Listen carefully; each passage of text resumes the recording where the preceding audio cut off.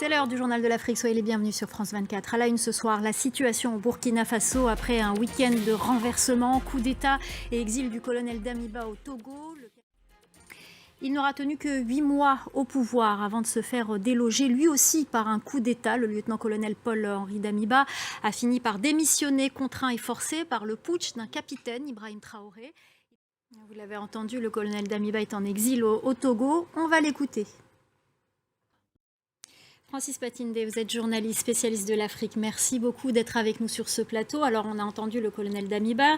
Il a dit, entre autres, que le coup d'État, c'est pour rompre la transition. Le nouvel homme fort du Burkina Faso, Ibrahim Traoré, lui, dit que le pouvoir ne l'intéresse pas. Lesquels des deux faut-il croire ? En tout cas, parmi les choses qui précipitent cette instabilité politique, Khalid-Oussi, c'est la question sécuritaire. Merci d'être avec nous sur ce plateau. Je rappelle, si besoin, que vous étiez notre correspondant pendant des années au Burkina Faso, que vous avez réalisé de nombreux reportages et que vous avez vu la situation se dégrader dans le pays. On peut dire aujourd'hui que c'est le sécuritaire qui détermine le politique. Clairement, c'est le sécuritaire qui détermine le politique. Donc c'est cette situation sécuritaire aussi qui plonge le pays dans cette instabilité politique. C'est aussi à cause de cette insécurité que l'on voit ces coups d'État se multiplier. Malgré tout, on va s'arrêter un instant sur le retour à la normale.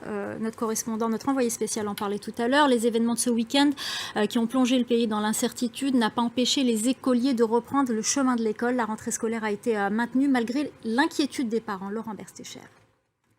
Francis Patinde, on a eu l'occasion d'inviter le ministre burkinabé de l'Éducation, Lionel Bilgo, qui était sur ce plateau et qui avait fait un plaidoyer pour appeler la communauté internationale à aider le Burkina Faso et le Sahel. Il disait qu'en quelques mois, la communauté internationale a débloqué 13 milliards pour l'Ukraine et que ça faisait 7 ans que le Sahel, 69 millions d'habitants, 3 pays, pays des 3 frontières, attendaient 2,1 milliards de dollars et qu'il y avait 2 poids, 2 mesures.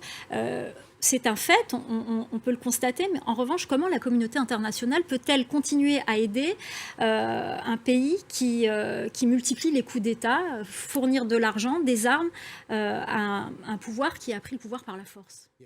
Merci beaucoup Francis Patinde. On parle aussi du coup de la transition au Tchad. Elle a été prolongée de 2 ans et son président, le chef de la junte, Mahamed Idriss Déby, est maintenu. Une décision à l'issue du dialogue national boycotté par une grande partie de l'opposition. Voilà, c'est la fin du journal de l'Afrique. Merci à vous de nous avoir suivis. Merci à Khalid-Oussi, notre ancien correspondant et expert du Burkina Faso. Merci beaucoup Francis Patinde, spécialiste de l'Afrique. Merci d'avoir été notre invité. Restez avec nous dans quelques instants à la suite de Paris Direct.